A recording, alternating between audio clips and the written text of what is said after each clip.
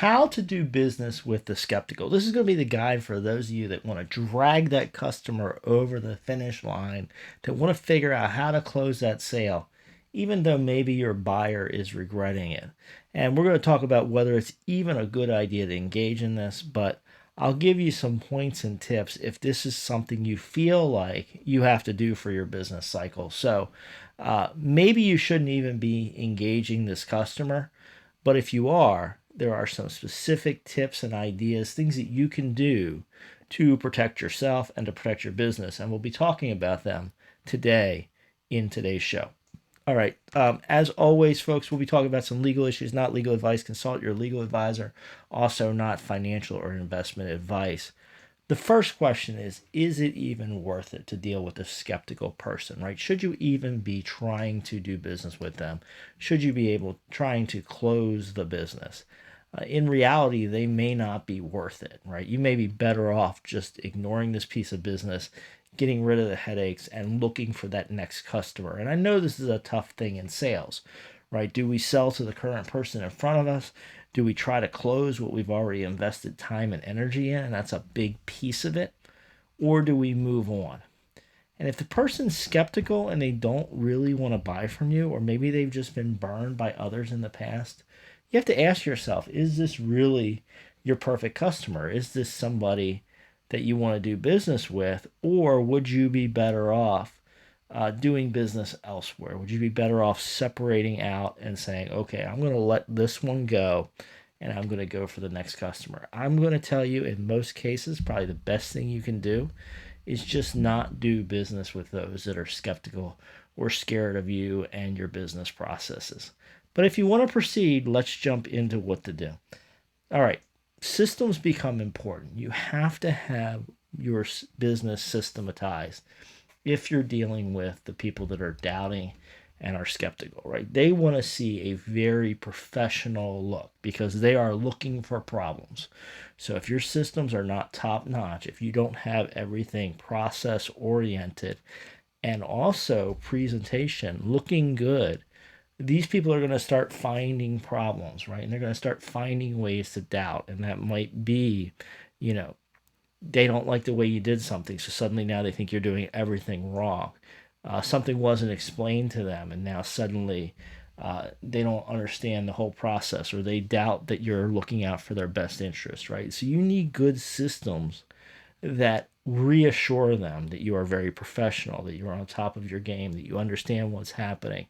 More than any other area, having systems becomes important when you are working with that challenging customer. So make sure you have your systems and processes down to a T if you want to do business with those that are skeptical of you and your business, because they're going to be looking for problems. You also want to have good contracts and agreements. This is all about describing what happens in the customer relationship.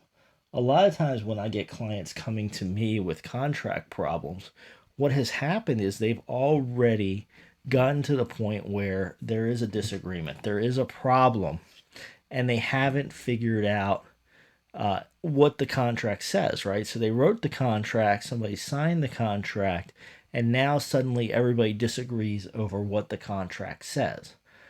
Maybe they didn't follow the exact terms of the contract. Maybe the contract's vague. This is why it's always good to have a lawyer involved in the contract drafting and negotiation process, because lawyers are generally trained and tuned in on where these problems might come from. Like, what would be a good provision? What would be a bad provision? Can we change these terms around? A lot of times, business people aren't as tuned in on it, and they just haven't seen as many problems as your typical lawyer has. So good contracts, good agreements, something that spells things out, that talks about the relationships. Importantly, with the skeptical or those that are struggling to do business with you, you want to make sure that those contracts and agreements really specify that scope of work. Scope creep is a huge problem in a lot of contracts, right? People just want to get more and they keep asking for more. And so if you see a scope creep issue to begin with, that can be a huge problem, and that can really become a problem with skeptical, because they'll often think that you owe them more than perhaps what you promised. But a good contract will ground that back down. It will say, this is what we're doing, this is what we're not doing, this is the limits of the engagement. In fact, with my law firm, our engagement letter, it says where the limits are, right? It actually has a section talking about what we're not doing. And it's important that everybody understand what's inbounds, what's out of bounds. And you want those contracts and agreements to be clear. And you want to spend some time before they're signed to have them understood. A lot of times what I see is a negotiation to get to the contract process, the closing of the sale process. And there's a lot of excitement, there's a lot of energy moving towards getting a sale completed. We get to the actual completion of the sale, and then nobody actually spends the time to go over the contract carefully and review it. What you should be doing as part of the process is getting the contract out there and reviewing it. Get people to go over that contract and agreement before it's even executed so that everybody fully understands. And if there's a problem with the contract or agreement, you want to ground those problems out well before the contract's signed. The time to deal with a problem or a disagreement over contract provisions is not after it's signed and people are already doing work and money's already being invested.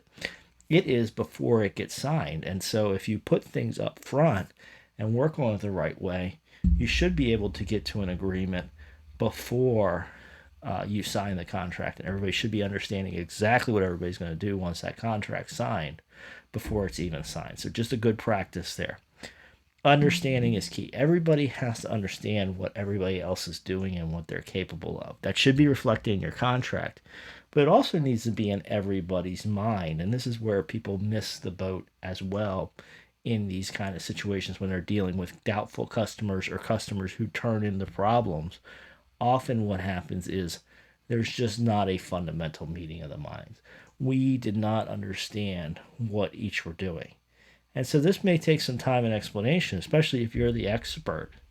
You want to spend some time with your customer, make sure they understand what you're going to do and what you're not going to do.